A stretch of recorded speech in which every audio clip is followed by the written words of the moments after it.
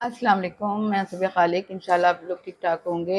मेरी वीडियो को सब्सक्राइब ज़रूर कर दिया करें।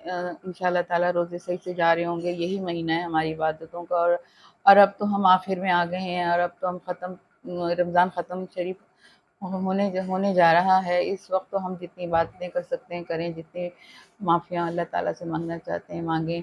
अल्लाह ताला सब कबूल फरमाने वाला है और कबूल करेगा ज़रूर इंशाल्लाह ताला। ये मालूम नहीं हो सका कि हमें बरतानिया में हसन नवाज़ पर जो इतने बड़ा टैक्स चोरी का आयद हुआ है, तो हम तो सुन के शशदर रह गए कि वो तो डिक्लेयर हो गए चोर।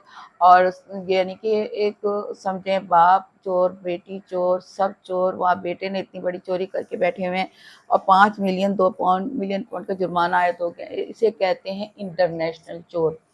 चोर तो सारे चोर ही हैं ना। अब ये बताएं, चोर की बहन जो है ना मरियम नवाज़, वो खुद भी यही हैं।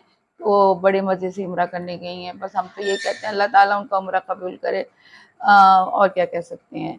और दूसरी ये कि ज़ाहिर है वो अवाम के पैसों पे गई हैं, मुल्क के पैसों पे गई हैं और उम्रा करने गई हैं और भी अपने कुछ मुज़ाकरात करने गई हैं। और दूसरी ये कि उनको विदा करने के लिए जैसे ऐसे लोग आए थे जैसे कि उन्हें रुखसत किया जा रहा है। और मरियम औरंगज़ेब का पता नहीं क्या खूनी रिश्ता है नवाज़ शरीफ से कि वो उनसे इस कदर प्यार से मोहब्बत से गले मिलती हैं। हमें नहीं समझ आती आज तक ये बात इस अक़दार से और इनकी। वो तो उम्रा करने जा रही हैं, उनको तो बहुत डिस्टेंस रखना चाहिए था। लेकिन ये अजीब-अजीब बातें हम लोग को समझ में नहीं आती इन लोगों की।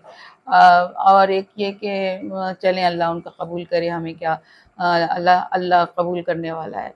हम कौन होते हैं? मगर इसमें हमें समझ नहीं आया कि मुँह से नक़वी नहीं आया आपको खुदाफ़िज़ कहने।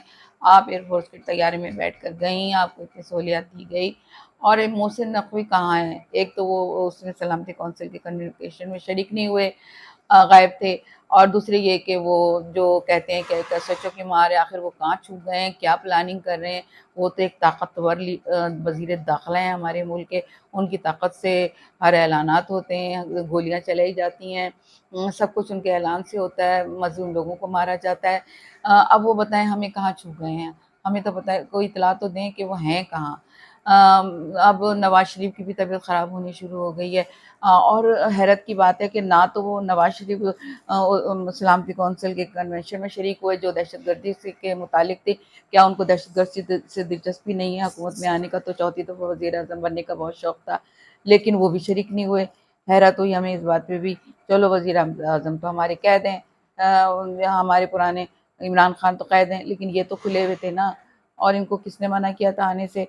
क्या इनको शौक नहीं था? क्या वो इसमें शरीक मुल्क के लिए ये दहशतगर्दी के उसमें शरीक नहीं होना चाह रहे थे? ये भी हमें नहीं मालूम हुआ। अब उनकी तबीयत ख़राब होने लगी है फिर से। मालूम नहीं अब कौन सा नया प्रोपेगेंडा होने वाला है। वैसे ही सुनने में आ रहा है कि वो नया जाल बिछाया जा रहा है कि नवाज़ शरीफ साहब जो हैं वो अब बीमार हो गए। अल्लाह खैर करे। हम तो डर ही जाते हैं ऐसी बातों से। अब देखिए हर किसी के घर पर हमले हमले आप लोग इतने आराम से करवा देते हैं, आप लोग सोचते नहीं कि आगे क्या होगा। अहमद उनारी साहब पे भी आपको गुस्सा आया। अहमद उनारी साहब को गुस्सा है और अब वो बोल रहे हैं कि उनके घर पे हमला किया, उनकी बूढ़ी माँ को सताया गया, उनकी बहनों को सताया गया। ऐसा नहीं करना चाहिए। रमज़ान का महीना है, आप लोग मुसलमान हैं, मुसलमान होते हुए ऐसे काम ना करें। हम तो नसीहत ही कर सकते हैं, हिदायत कर सकते हैं।